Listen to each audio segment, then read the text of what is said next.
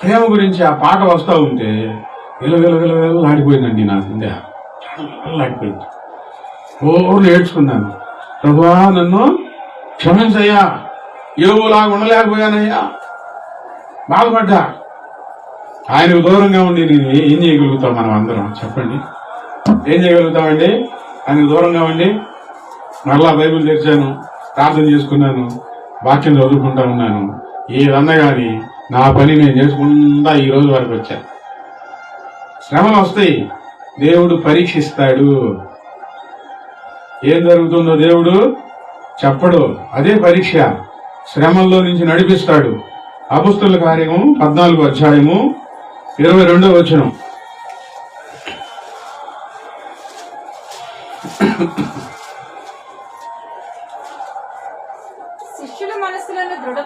శిష్యుల మనస్సులను దృఢపరిచి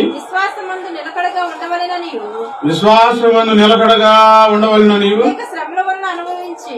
అనేక శ్రమలు అనుభవించి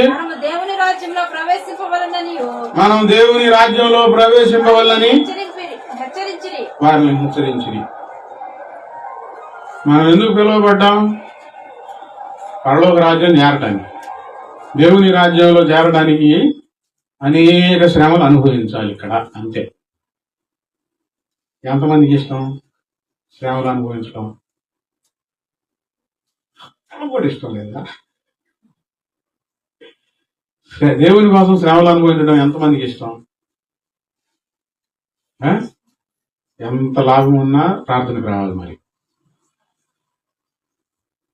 ప్రార్థన మానుకోకూడదు, అదే శ్రమ.